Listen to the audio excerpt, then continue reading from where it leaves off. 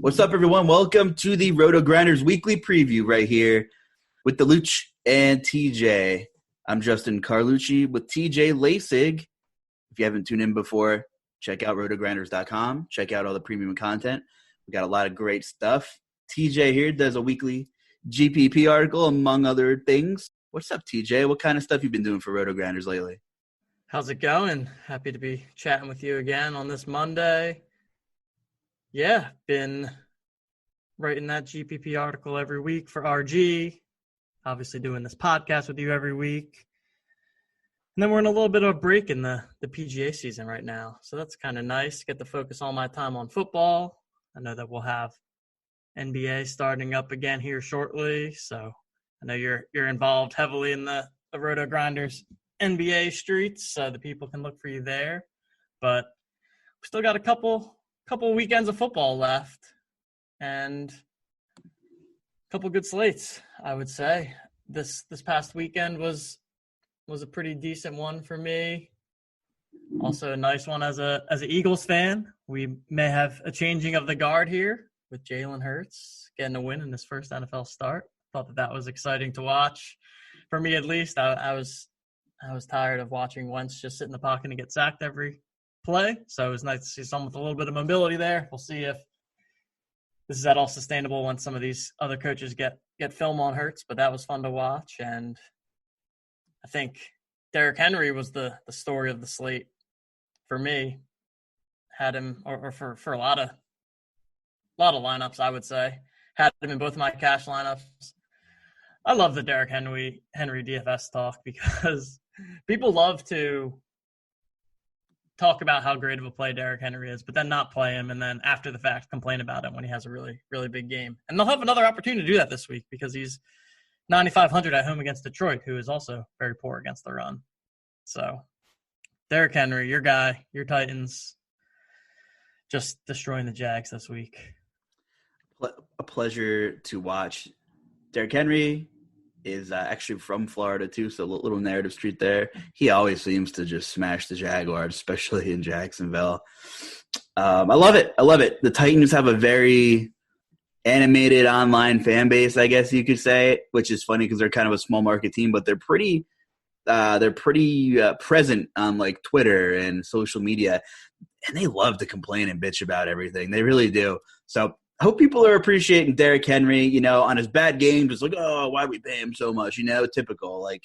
But then he has these monster games. I mean, has some pretty historic accolades for certain things. He's, maybe we're like watching a little bit of a Hall of Fame career in the making, barring anything crazy, because he's just kind of, back-to-back 1,500-yard seasons has only been done a couple of times, as it is, and he's just smashing. So hopefully people appreciate Derrick Henry. I sure do. I know Ryan Tannehill sure does because that play-action game, really seems to thrive. And, you look at that box score. We'll get to it later. Tannehill might not be throwing for 350 yards every game, but he's, top 5 or 6 in the league in a lot of categories with 30 touchdown passes from a guy who was, traded for a bag of chips, a fourth-round pick. Adam Gase kills everybody, that theme remains true. Look what's going on with the Jets week after week. But, yeah, I think Derrick Henry was the story of the slate. We'll start with him, but before we get to the story of the slate, tell me about kind of your constructions and, what did you have success with? How involved, how much Henry did you have over the weekend? Yep.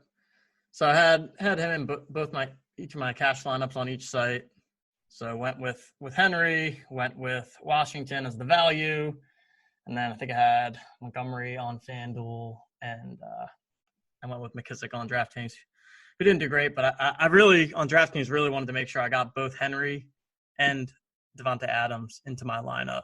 So I went with more of a stars and scrubs type of approach, and then also hand-built 2 smaller field GPP teams that didn't do anything crazy, but both were able to cash, which was nice, and ran with I actually did not have Derrick Henry in the tournament lineups, but I went with the Patrick Mahomes double stack on FanDuel. So Mahomes, Tyreek and Kelsey, which we talked about on the show last week, was an expensive stack, but I thought that there was enough value to justify it, and it did well enough. It obviously could have done better. One of Tyreek's touchdowns was a rush, so you don't get the Mahomes points there. Mahomes pretty much just missed him on a one touchdown, which ended up being an interception instead. So they still had a solid performance, but obviously left some upside on the table there. And then on DraftKings, I went with a Green Bay Detroit game stack, which in itself wasn't great, but I had Montgomery at very low ownership on DraftKings, like 10%. There's another guy that everyone wants to complain about, right? That, oh, he stinks. And then I think it's 3 weeks in a row now. He's gotten almost 30 DraftKings points. So I'll keep playing him. That's fine by me. I don't care if it doesn't look like he's very good. And it was also kind of tilting because he gets an 80-yard touchdown run on literally the first play that he touches the ball. And then, like, Chicago's crushing them the whole time, but they decide that it's, Trubisky's got to throw 40 times instead. I think Montgomery touched the ball 6-7 more times the rest of the game, which was a little frustrating. But yeah, it was a good week overall. I felt like I had a pretty good feel for the slate, and we're just going to continue to have value open up, I think, almost every weekend. So yeah, be willing to adapt, and oftentimes even Sunday morning we're getting news that I know a lot of people went and played Ronald Jones after the Fournette news came out. So just make sure you're following. Make sure you got those RotoGrinders alerts on your phone. That's actually key for me as I'm building lineups down the stretch. I actually I played the power sweep on DK, made 3 teams. And with constructions and what you enter, sometimes if I really like a stack, I'll play a similar stack in all 3 of my teams and try to be a little bit different. But I couldn't really make up my mind, and I kind of was like more torn with the other pieces that I figured all the stacks had a good chance to score well. So I stuck with a lot of stuff that we talked about in last week's preview pod, which throughout the week of news doesn't always happen. But I also double stacked Mahomes with Tyreek and Kelsey, who we'll get to Kelsey soon, just the historic season he's having. Played Washington as my value. Had the Dallas defense on that team. And I also had T.Y. Hilton as a one-off, who just continues to have this resurgence, like he found the fountain of youth, and Rivers is actually getting him the ball. And Las Vegas is just really, really bad defensively. Chucky fired their defensive coordinator after the game, we saw. So I did run a Mahomes double stack we talked about. I did run a Herbert, Eckler, Keenan Allen stack, which was disappointing. And as long as Anthony Lynn is the head coach of the Chargers, I really just might stop rostering Justin Herbert and company. I mean, that meltdown of clock management before the half potentially costed you multiple touchdowns in your Chargers stack if you played. I don't understand what happened. I don't know why they're running the ball with the clock running down. I don't know anything about what the hell is going on with Anthony Lynn and the Chargers. If you haven't seen it, if you didn't get to watch the game, look it up. It's all over Twitter. It's just crazy. And excuse me, my third team was a Green Bay, Rodgers, Devontae Adams, who at this point is just, you're getting a high floor every week, unless it's just a gauntlet of a matchup. I'm pretty sure they're fairly matchup proof, at least for cash games at this point. At least Rodgers is, barring whatever Devontae Adams' price increase was. But I did pair Henry with Adams and Rodgers. This was my best team, and I used Washington for value, which wasn't very good. Then I just had a bunch of guys that had pedestrian scores with them. I played Curtis Samuel, who was kind of popular at 5,200.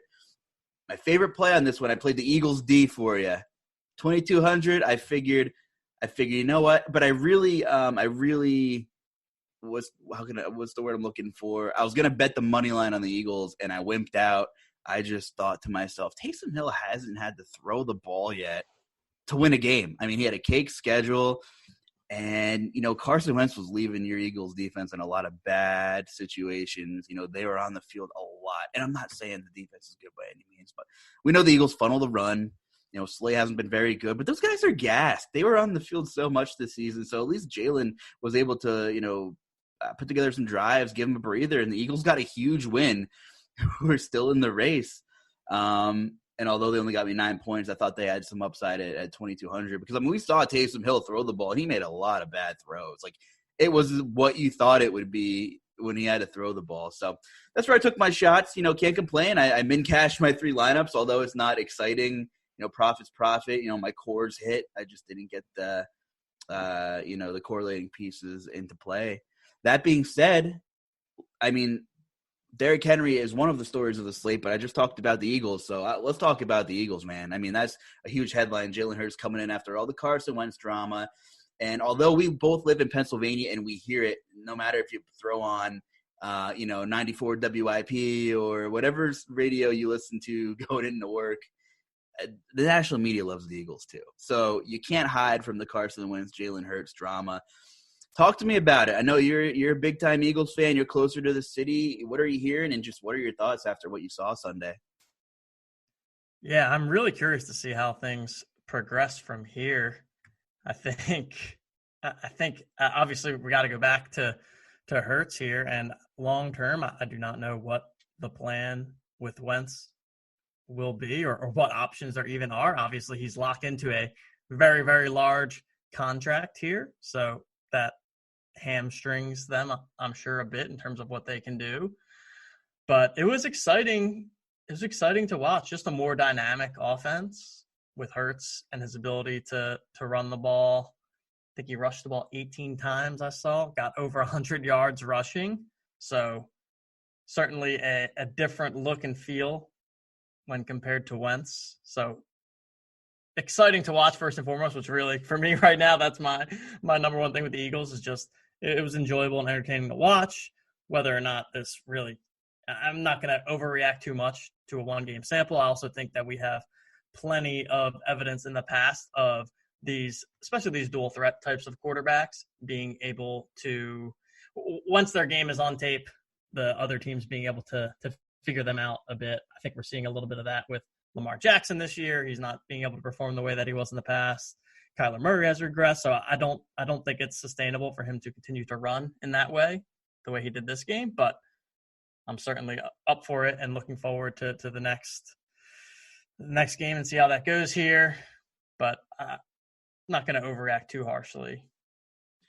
Yeah, I guess that really shows you how much of a unicorn Michael Vick was in his prime. I know everything was different, 15 years ago. Schemes were different, everything, but no one could figure him out. I mean, no one could stop him.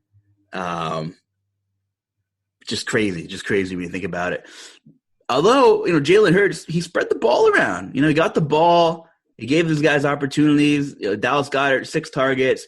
Greg Ward and Miles Sanders both had 5 targets. Good to see Miles Sanders involved. Finally a good game. About time. Jalen Reagor, 4 targets and a really big catch in that game. Big run after the catch.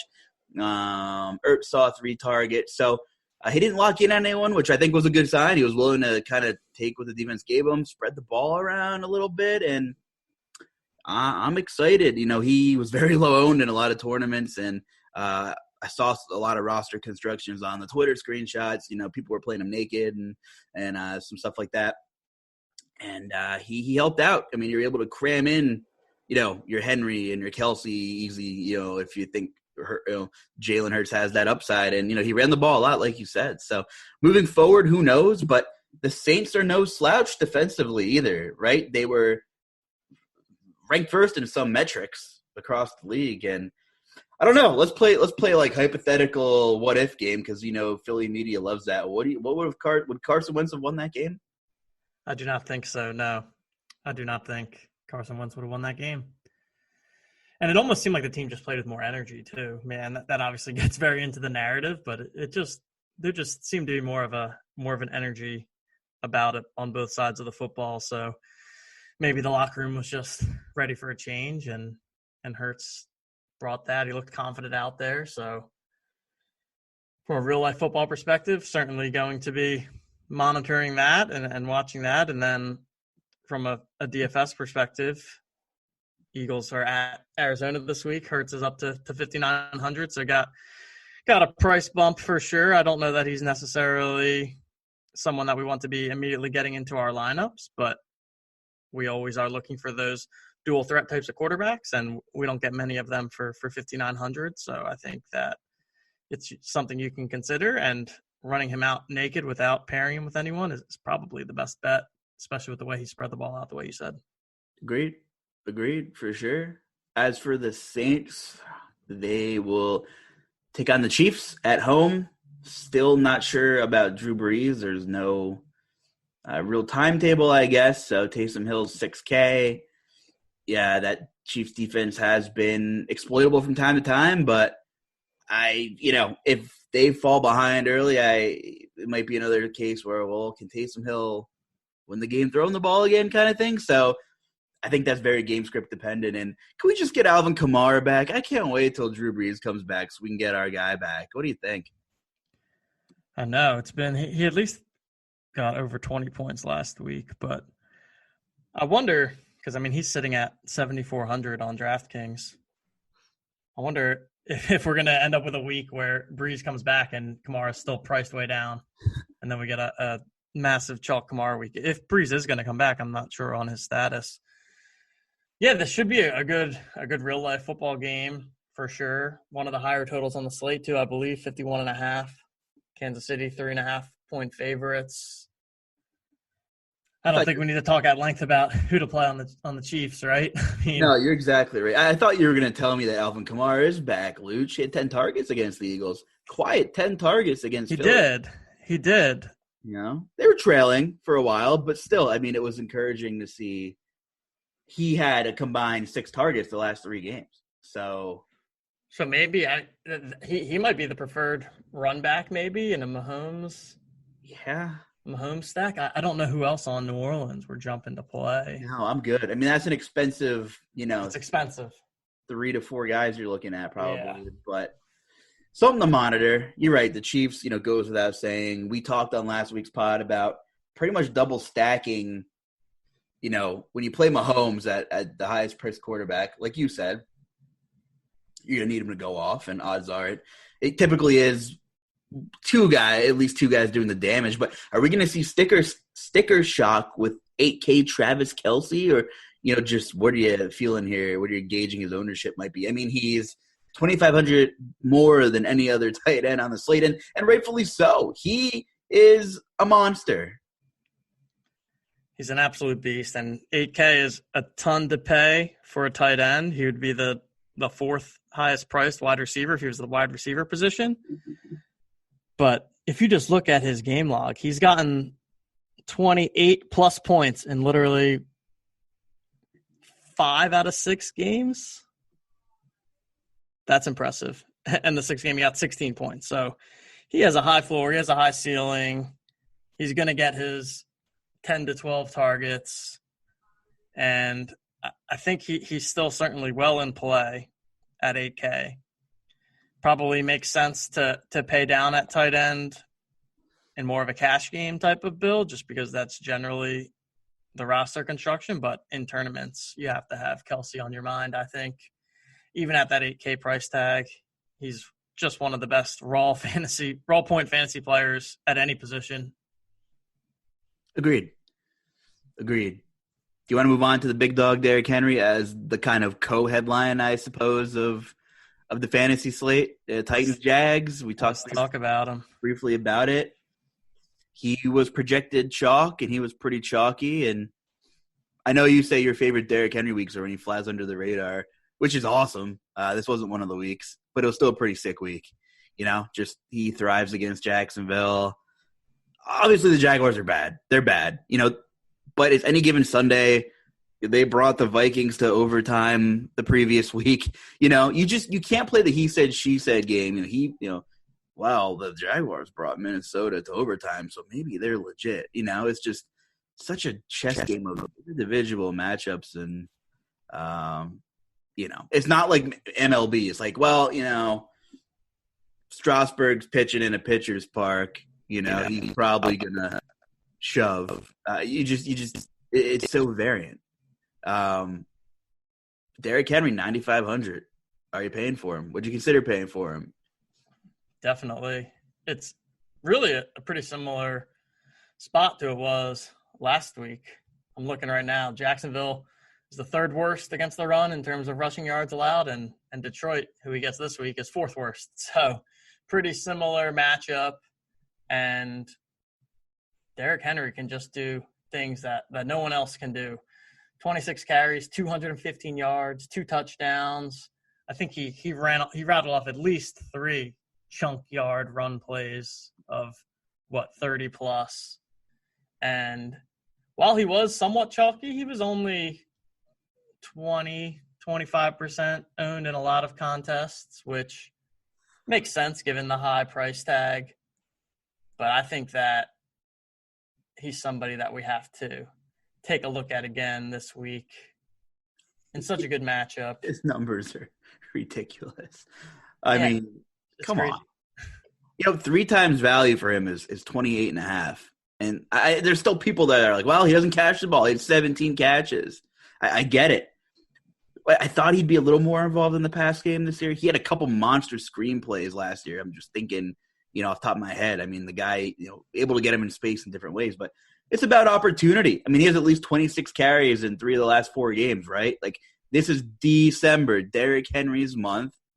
I believe, don't quote me on this, I got to check. I think if the Titans beat Detroit, they clinch a playoff berth too. So I don't care if Stafford's in or out. And the Titans, have times where they score in flurries. This game against the Jaguars, I don't have the box score in front of me, but it was a pretty low-scoring game late in the second quarter and a halftime, and then the Titans kind of just exploded. So I'm not shying away from Derrick Henry. I'm hoping some value opens up because I do like some of the pricier other people, other guys on this slate. I love the idea of going back to Kansas City, in a dome kind of thing. But yeah, I'm cool with Derrick Henry. I think you have to crush at 9,500. And I know that's the problem. It is really expensive, and there's some. When we scroll down, there's a couple guys that I'm pretty interested in. I would say that I'm sure we'll get to. Jonathan Taylor seems to really be coming into his own here. Yeah, we talked a little bit before the show about Cam Akers, who seems to be becoming a true workhorse in the Rams, and he's at home against the Jets. So I think that Henry probably falls out of the mix in optimal builds, which makes him a good tournament play because he'll have ownership, but because of that high price tag, it is hard to fit him, and we'll have to see what kind of value opens up. But I think from a raw points play perspective, he has to be the number one on the slate. And then we do still have Dalvin Cook as well, who is flying under the radar a bit after a not great matchup last week against Tampa, but still put up 22 fantasy points, and he's home against Chicago, which also not the greatest matchup. So between the two of them, it'll be interesting to see what people pay up for. And we have Saturday football this week, so we do not have Devontae Adams on the slate, which I would think makes people more inclined to pay up at the running back position since we don't have that super stud wide receiver that we're trying to pay for. We sure do have some Saturday football for the first time this season. And for you all that are still alive in your season-long leagues, it's probably the semifinals week coming up in your league. So good luck to you guys. And make sure you set those lineups. Check for that news, not only Thursday, but Saturday and Sunday. You have Bills-Broncos at 4:30, and then Panthers-Packers at 8:15 on Saturday night. Love it. Some Saturday NFL. Get to go relax, crack a couple cold ones, Don't have to worry about going to work the next day. Just worry about checking on some late morning Sunday NFL news. I don't have prices in front of me, but 2 games that really aren't huge in real life for the underdogs, but, jockeying for playoff position. Bills coming off a big win, a thumping against Pittsburgh on Sunday Night Football, traveling a mile high. Your boy Josh Allen, is he back in the MVP mix? Is he getting there? I know you got a ticket on him. What are your thoughts about the Bills? And just real quickly, I'm sure there'll be a Saturday slate. I mean, I know there's a Saturday slate. I just haven't looked at it.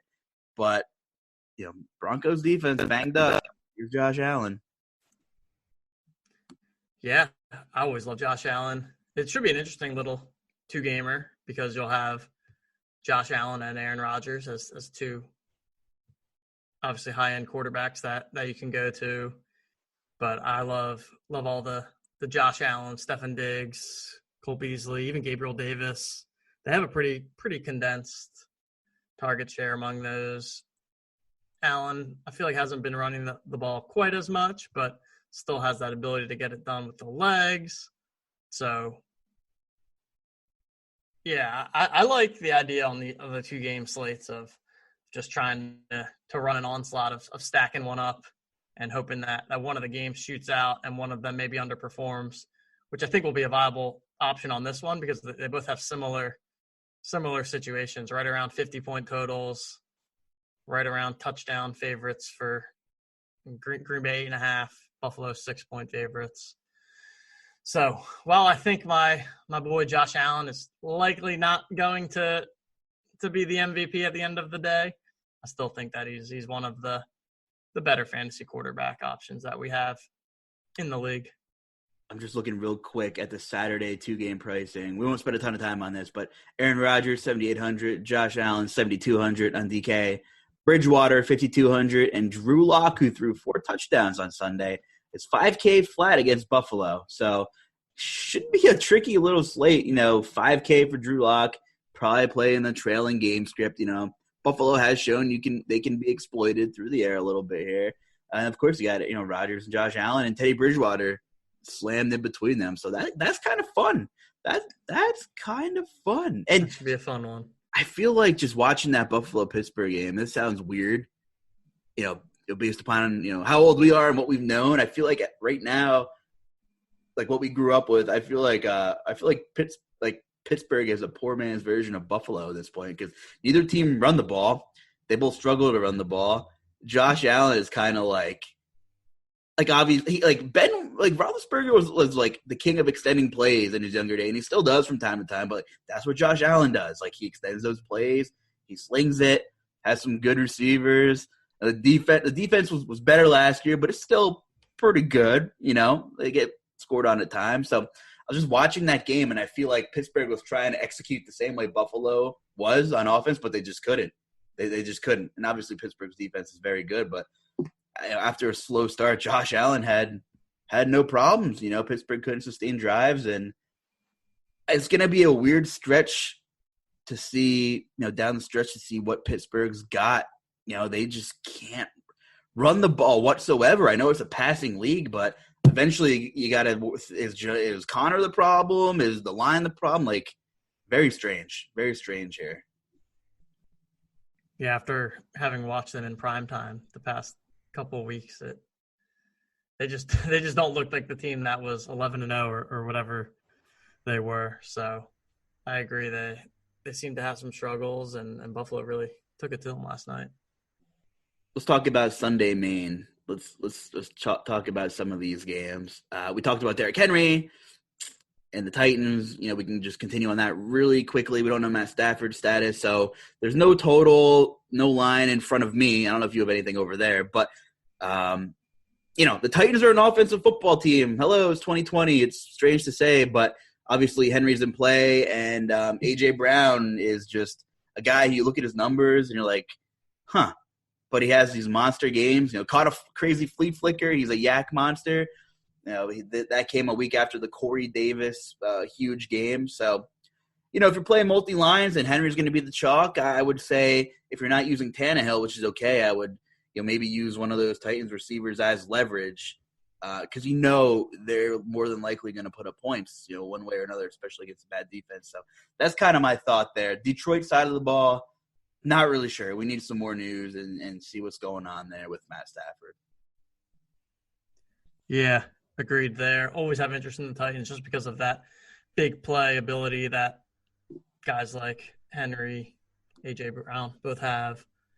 And on the Detroit side, if Stafford's not good to go, then definitely would not have any interest there. And even if he's in, I don't know that I love a ton. Hawkinson, probably the best option. He's been relatively steady, but also at the same time hasn't flashed a crazy ceiling. And Marvin Jones, the other person that you could maybe go to, although I fell into a bit of that trap this past week using him as the run back option to my Aaron Rodgers stack, and that did not work out very well. But for me, it's mostly Derrick Henry in this spot. I just think it's such a good matchup. and potential game script for him, I think he gets 25 plus carries and easily hits the 100-yard bonus and gets in the end zone once or twice. So Derrick Henry, main play for me in this game. Yeah, and we talk about that condensed market share. The Titans are one of those teams where if one of the receivers are affordable, which A.J. Brown's getting up there, though, we've seen that running back receiver from the same team correlation work out in some lineups.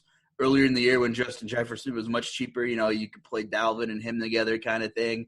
It's tough to do it with A.J. Brown and Henry, but if you found a way to do it on Sunday, if you didn't play an expensive stack, A.J. Brown had 27.5, I think. And you need teams with condensed target shares and air yards. You ideally know where the ball's going to go. A.J. Brown, 37% of the air yard market share this year. Corey Davis, 34% for the Titans. So, they're combining for over 70% of the Titans' air yard market share. So, the opportunity is typically going to be there. And in Week 13, when Corey Davis went off against Cleveland, A.J. Brown actually had 5% more of their yard market share in that game. So those opportunities are going to be there. And in a game where the Titans need to get a win to clinch a playoff berth, I think there's some leverage there. Now, I don't think it's going to be very hard, and I don't know if I would play Henry at 9,500 with A.J. Brown, but what's Corey Davis? I mean, he's probably around $6K or maybe a little bit cheaper. So, I mean, if you're feeling GPPs, that could be a thing. So it's kind of a guessing game with A.J. Brown and Corey Davis, though, right? I mean, typically one of them at least has a respectable floor in a Titans game. But yeah, absolutely. So I'm looking at Bucks-Falcons because it's next on my list. And usually you just think offense. The Falcons are just – they're like Jekyll and Hyde. I don't know how to figure them out. Calvin Ridley played really well. Julio Jones was out. Killed me in my annual league. Still won, but that kind of sucked not having Julio Jones. So we'll have to monitor Julio's status moving forward. It's kind of at the point where it's like, well, they're not going to rush to play him, right? Because what's the point? So that's interesting game. Then you got Tampa Bay, who's right in the thick of things in the NFC hunt. 51 total here. Bucks are 5.5 road favorites, TJ. Yeah, this one I think sets up nicely for a game stack, except for the fact that sometimes it's tough to know where the ball's going to go, especially on the Buccaneers side. I'm taking a look at this past week. They didn't even throw the ball that many times. Tom Brady only threw the ball 23 times. And again, as we've come to get used to, very spread out. 5 targets for Evans, 5 targets for Antonio Brown, 3 for Chris Godwin, 1 and 2 for a couple of the other guys, which makes it tough because they really do spread the ball around, and there has been no consistency in terms of who to target. At the same time, they certainly had some spike games with guys like Evans or Godwin, and I think that they'll all come in at low ownership. So you can look to one of them, and Ridley, I would say, on the Atlanta side is maybe the only person of interest at this rate. Hayden Hurst didn't do absolutely anything last week. Thought that he was in a potential spot as a leverage GPP tight end play last week. Did not work out at all. Not a ton of interest there. So, man, the more I talk about it, I want to like this game, but I don't really like many of the individual players within the game, which makes it a little bit more difficult. And so I think that by the time Sunday comes around, I'll probably end up looking elsewhere. Yeah, Scotty Miller caught a long touchdown too, so that ball's going everywhere. Yeah. Just so hard to predict. Yeah. Tom Brady's another victim of Twitter memes and everything and his noodle arm or whatever this year. But guy's 30 touchdowns. He's going to throw for 4,000 yards. This is a bad Tom Brady year, and it's pretty good for a guy who is what? How old is he? 44? Is he 44? I think so, yeah. 43? 43, 44. Almost old enough to be my dad. Almost. Like, probably not. Unless he was like a super young dad. But you know what I'm getting at. I mean, the dude's gray. He's old. And he's slinging the ball yet. He's fine. Yeah, I thought he'd click a little better with those weapons. Okay, he's had some horrible throws this year for sure. But I mean, listen, the guys still put them in position to make the playoffs. And when's the last time they were super competitive? It's been a while. And you're right. I want to like this game. I just don't know. And who the hell schedules these games? They play Atlanta Sunday and then they play again week 17. I hate that. I was like, did they play Atlanta this year yet? Nope. 2 of the last 3 weeks. I don't know. It's just like weird, some of the scheduling this year.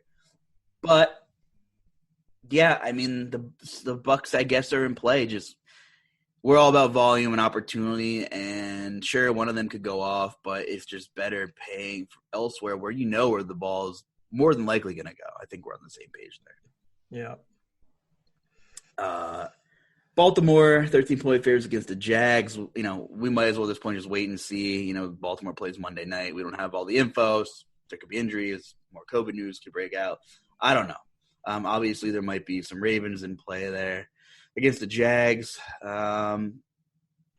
We should talk about the Bears and the Vikings because I was about to say the Bears and Vikings, I think, is one of the more interesting games to me. Yeah, for a lower total, it's quite interesting. There's some interesting pieces there. What comes to your mind first? I just kind of like both of those offenses because like we just said, where to look to, right? When I think about Chicago, I know that I'm either looking at Allen Robinson or David Montgomery. On the Minnesota side, you've got Dalvin Cook, Adam Thielen, Justin Jefferson. That in this game, those 5 guys are going to command a pretty significant portion of each of the team's target shares. So for that reason, I think I think this game is likely to be a competitive game. Now, yeah, we have 2 defenses that are decent enough, so it's not like slam dunk matchups. But I don't know. I could see this being a sneakier shootout. I think that Trubisky just makes that Bears offense a little bit more dynamic and scoring some more points. Things you thought you'd never say. Which is like crazy because, my goodness. I mean, it's just you look across the NFL and there's such a lack of good quarterbacks. But he just loves throwing the ball to Allen Robinson. He does. And he does. Allen Robinson is good. So how many targets? Yeah, 13 targets again last week. 13 and 2 of the last 3. It was quietly second on the team the last 2 weeks. Cole Kmet, 3K flat. Is it finally Cole Kmet season? Of course, Jimmy Graham caught the touchdown. But are we finally seeing Cole Kmet? Let me see. Do we have snaps on Cole Kmet? Let me refresh this here. Anyway, yeah, you're right on Allen Robinson. And 7 targets each of the last 2 games. Yeah, he's finally here. Finally here. Maybe, right? Like, I don't know. Jimmy Graham, household name, red zone guy. That's it at this point. That's really it. While I'm looking up Cole Kmet, talk to me about David Montgomery. The Twitter world is vicious. We talked about Tom Brady, people hating on Brady, people complaining about Derrick Henry. People love to hate David Montgomery. Now he's $7K. Who's going to pay $7K for David Montgomery? Are you? I might. I don't know. We'll see how it fits. They do love to hate him. $7K is getting a bit up there, but 3 straight games, 27, 28 DraftKings points. I already talked about the fact that he only ended up with 11 carries last week, which I still don't know why that happened. It seemed like they were giving the ball to Cordell Patterson a couple times, which is a little bit annoying. But he also sees work in the pass game. Last 3 games, 4, 4, and 6 targets. So I think you can play him. I think that $7K is pricey and not ideal, and but I think you can get him at very low ownership. I like that a lot. So it's an interesting range there because you've got Jonathan Taylor, you've got Robinson, you've got Montgomery, you've got Miles Sanders, all lumped in there. So good opportunities for GPP pivots. And I know we'll get to Cam Akers soon, but I'm very curious to see how he's going to get handled because he played 80% of the snaps in the last game, Cam Akers. But we know that Sean McVay can just at any given moment just completely change his mind on who he wants to use. So I don't know if that will scare people off of Akers or if they're just going to slam him in at only 6,600 against the Jets. Before we move on, Cole Kmet season started after the bye week when Matt Nagy finally gave up play calling duties. If Matt Nagy was holding this kid back, come on. Week 12, he outsnapped Jimmy Graham 54-24.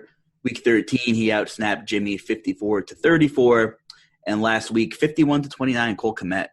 So it's here.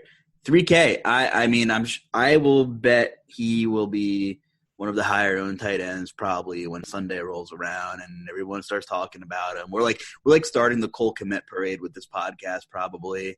But 3K flat, you're on the field that much, outside of Allen Robinson, for whatever reason, Trubisky and Foles just can't hit wide open Darnell Mooney's or Anthony Miller's, so Cole Kmet might be one of the more preferred targets here. So I'm interested in Cole Kmet. We always talk about how ugly tight end is, so I'll definitely look to him for some value for sure.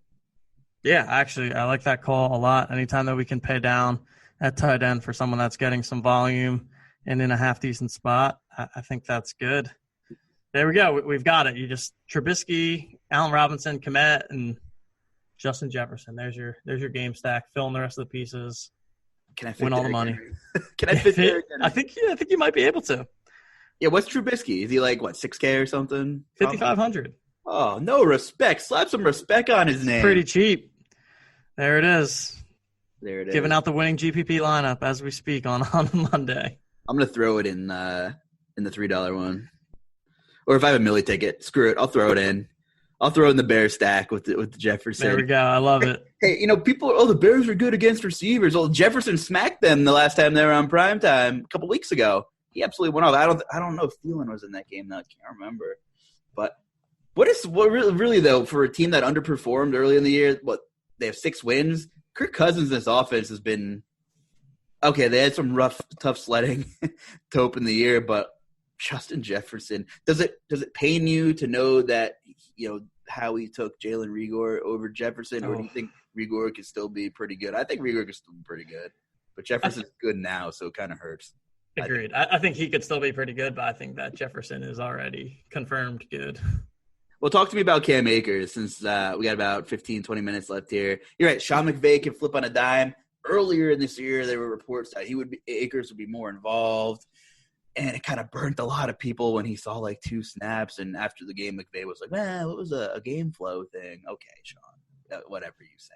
But if you tuned into our Thursday night showdown show, I would say showdown is so tough because you really have to nail everything, and the NFL is unpredictable as it is. I would say my calls are 65% pretty good, and then 35% I whiffed.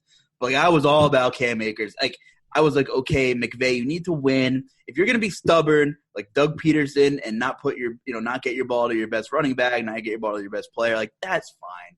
And we've just seen that 3-headed monster where he just flips all year. But I'm glad. I hope people tuned in. The fact that we saw Akers after Akers after Akers, and Henderson really only came in to give him a rest after they pounded the ball.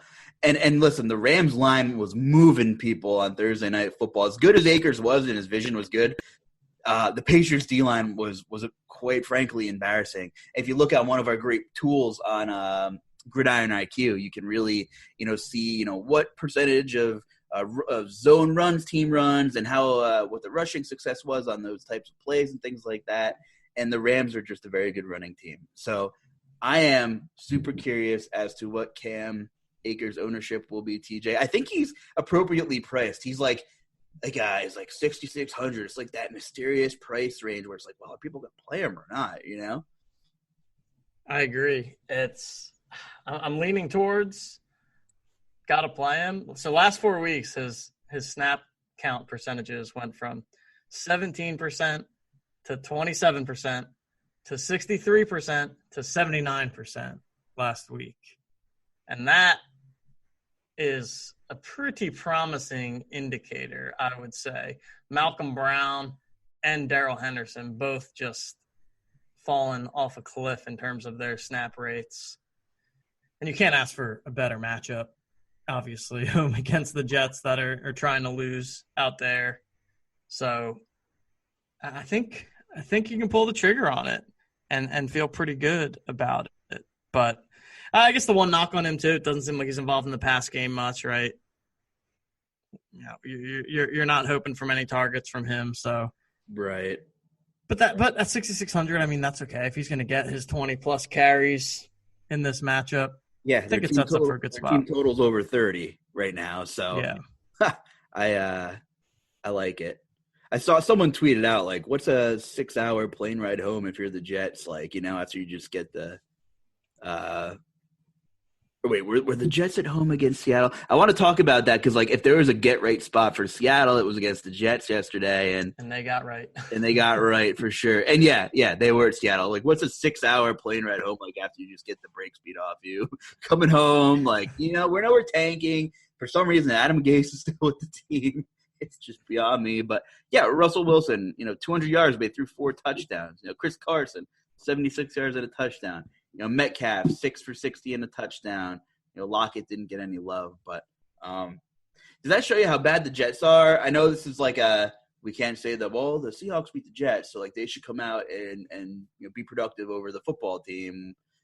But that's another game where I feel like maybe there might be a sneaky over. What's the total of that football team versus Seahawks game? I think it's like 46 or something like that. I'm seeing 43.5. I'm seeing that open at 54.5, and it's down to 43.5. So it got bet down already. Whoa, really? That's a huge swing. It got bet down 2 points already from what I'm seeing. That's Seattle 5-point favorites. That's a pretty low total. I don't know. Maybe I don't know if there's weather concerns in Washington. If they're going to be, I don't know, getting some of the snow that we think we're getting. I don't know what would bet the total down like that so quickly. Could be. I mean, it should be gone by then, though. We're supposed to get knocked here in Pennsylvania on Wednesday, right? I'm seeing like 12 to 18 inches of snow, and where I live here, I live between like Philly and the Poconos. Not looking forward to that. But it should be gone by Sunday, I would think. I'm not a meteorologist at all. But, ugh. So I don't know what's betting that down, but I do agree with you that so there's not a lot of clear games.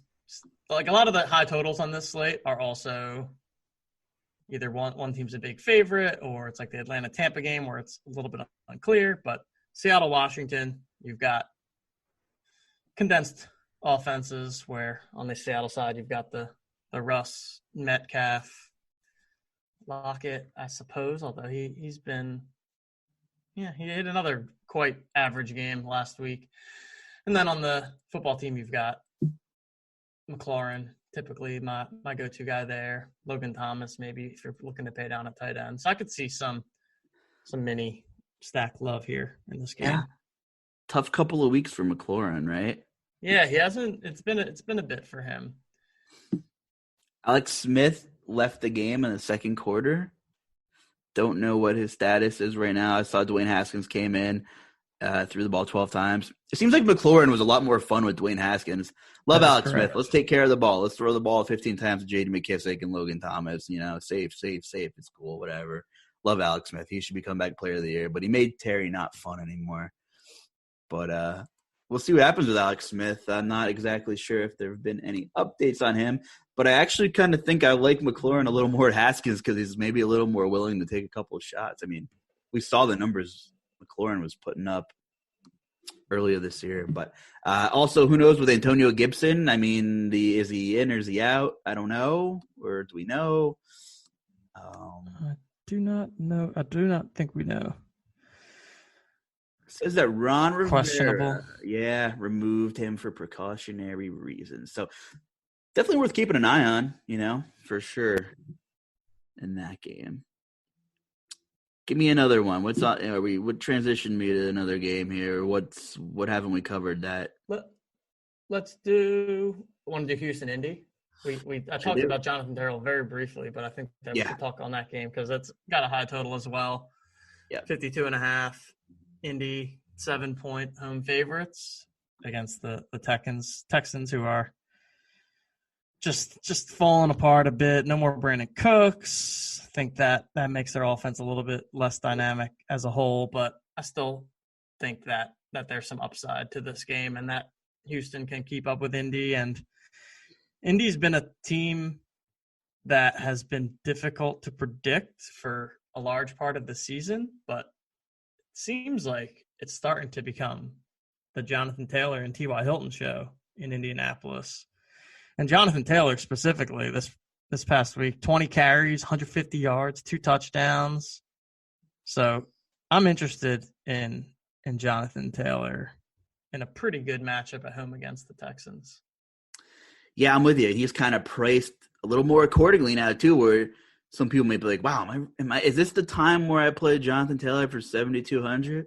But I like the matchup, and I think if you're not paying up for Derrick Henry, and maybe by some chance there's no min price or 5K value, I think you're right. I think this mid tier is going to garner quite a bit of ownership. I love how T.Y. Hilton's getting the ball a lot more, finally getting right 2 weeks in a row. I mean, he's had some smash matchups, though, obviously Vegas, and then Houston before. And the Houston secondary is bad, guys. It's really bad. So I do like Hilton. On the contrary, I know your boy Michael Pittman. I think you mention him every time we talk about the Colts. He will be minusculely like 1%. So if you're looking for a little bit of leverage here, 2 guys in Hilton and Taylor that'll carry ownership, it's probably the forgotten guy, Michael Pittman. I mean, do you have anything on Pittman? I don't even know what his numbers were last week. What's going on with your boy there? It's not good. I think ever since I started mentioning him, he's been terrible. 5 targets, 2 catches, 42 yards. That's not going to do it for us, guys. That's not good enough. He was having games earlier of 7, 8, 9 kind of targets, and the last 2 games, 5 targets. Seems like he's losing a bit of that market share to T.Y. Hilton, who's had 7 and 11 targets the past 2 games. Running the ball more with Taylor. Generally speaking, they've been spreading the ball around. So I'm not going to speak illy of Pittman, but I'm not going to give him a super strong endorsement this week.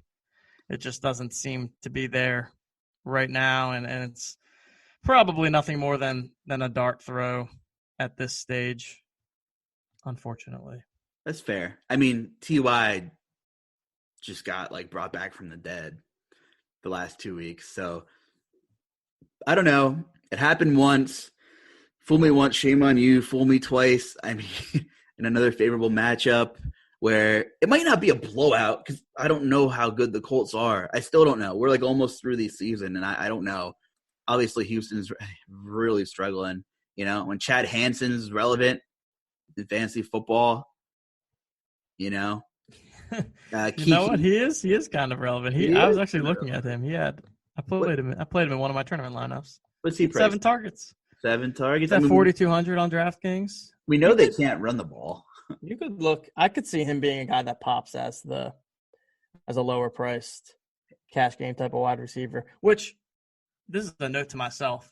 Every single week, some scrub Jets wide receiver shows up as the must-play cash game wide receiver, like Rashad Perriman, literally 70% owned in cash games last week. Mental note to myself to stop playing these Jets receivers in cash. They never get more than 10 points, ever, and they're not going to. So I'd rather play someone like Chad Hansen, who is at least in an offense that has a chance to score some points and therefore score some fantasy points. So that's my – but, yeah, at a first look of cheaper – punt wide receivers, he definitely, I think, deserves some consideration. He out-targeted Qt, who I think only had 3 targets last week. Yeah. And Kiki tore up the Colts a couple weeks ago. Had a big 60-yard catch, though, in that game, too. But I'm not, going out of my way to play either Hansen or Kiki, but – they're going to throw the ball. They can't run. They haven't been able to run the ball all year. I don't think that's going to change, especially against Darius Leonard in that front 7. So, I mean, if I land on one of them, I'll probably be okay with it, right? There's upside there a little bit for those prices. So I'm with you.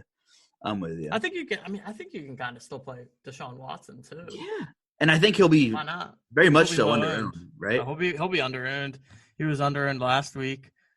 But I still think you can go to Deshaun Watson, even though it's not going to look good on paper because they don't have a high team total or whatever.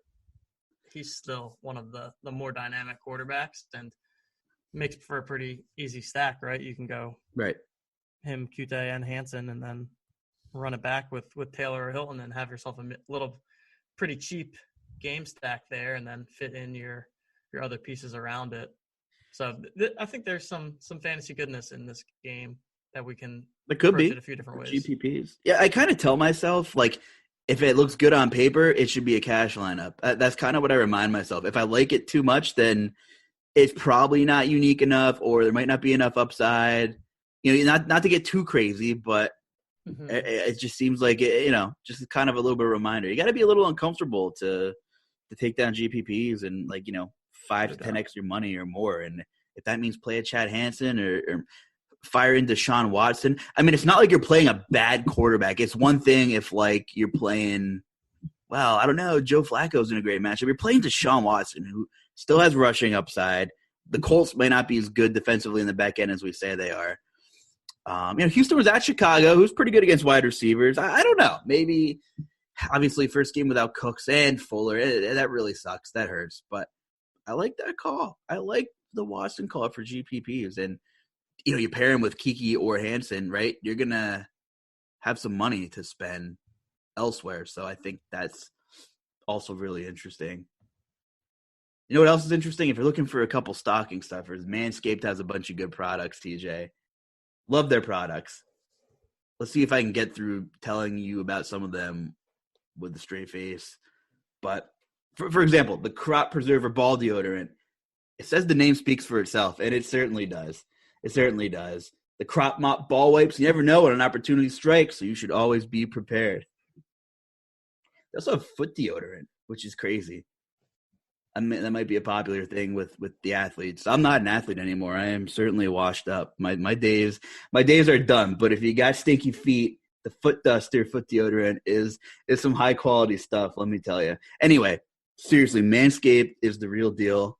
Great Christmas presents. Good bro present. Go over there to manscaped.com with promo code ROTO. That's ROTO. Go get 20% off and free shipping. Happy holidays. Get on over there. Manscaped.com. Promo code ROTO. 20% off and free shipping. You never know when you need the foot duster, foot deodorant. Maybe it can help out with Phillip Rivers' turf toe. I don't know. Is Carson Wentz going to go play with Frank Reich next year or what? I mean, they're on the hook for a lot of money with their quarterbacks, but what do you think? I saw someone tweet that. It was an interesting thought. It's going to be quite the offseason, I think, for the Eagles because they're going to have to figure something out. You can't just have the multi-millionaire quarterback sitting on the bench. I think Wentz could be fixed. I what do I know? But it's just been so bizarre. I don't know. I mean, the Colts he's got to go somewhere. Well, I don't know if he'll have a choice where he goes, but if he does, he needs an offensive line. The Colts have it, right? I don't know. We'll see. He definitely needs that because he does not make the decisions quick enough.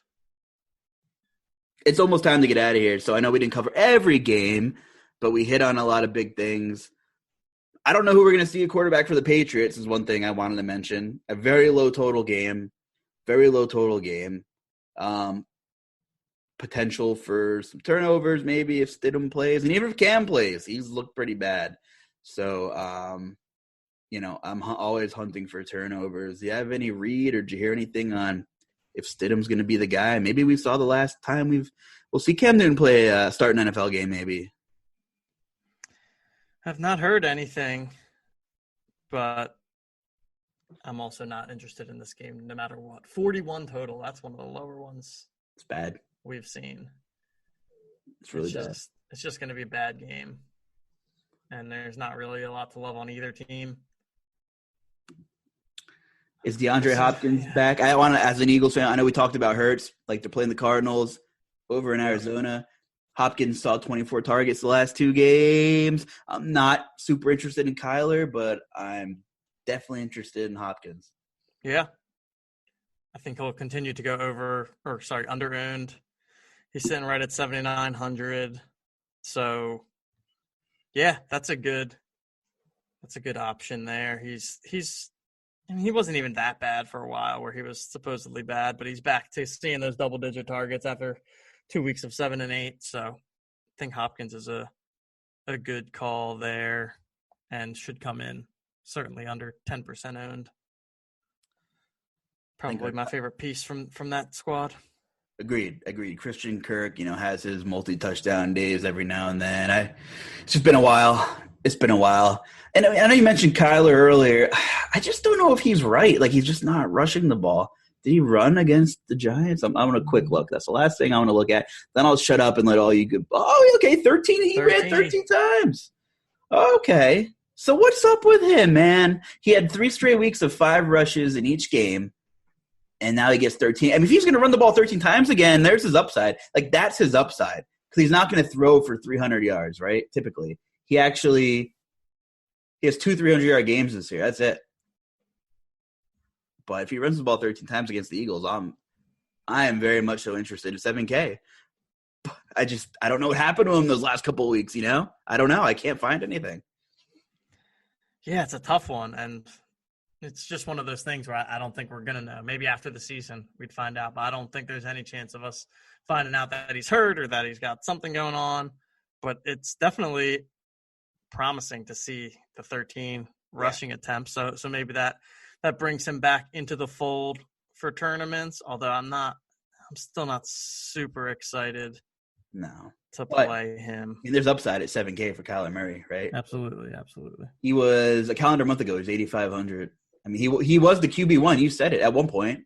Yeah, for almost the first half of the season, I would say. There's another GPP. 30 points every game. Another GPP candidate for you. I mean, I'm sure he'll garner a little bit of ownership, but there's a lot of guys in play this week. And, he didn't exactly lay up the box score against the Giants, but it was just good to see him run 13 times. So, all right. Enough of me blabbering here. Let's get out of here. TJ, anything else before we pack up for the night? Not much else. Good luck to everyone that advanced to semifinals of their respective season-long home leagues. Hopefully we get some league champions out there. I'll be sweating a final season-long via Mark Andrews tonight in the Monday night game. Need him to score 14 points. Not likely, but possible. So you never know. He's good for those once in a while, the 2-touchdown, 30-yard games, Exactly. That's all we need. Give TJ a follow on Twitter at TJL5124. Look me up at the J Carlucci. Feel free to hit us up. Any questions, we'll try to point you in the right direction. We're always here to help out. Check out RotoGrinders and all of our premium shows. Great articles. The premium content is awesome. Honestly, just for the projected ownership, Chris Tremino and company do a fantastic job. That's worth the price right there. And then you get a billion other reasons to have it. Amazing articles, premium shows, and a bunch of good free shows too. Just come on, check us out, rotogrinders.com. So for TJ Laessig and the rest of the RotoGrinders team, I'm Justin Carlucci. Have a great day and good luck.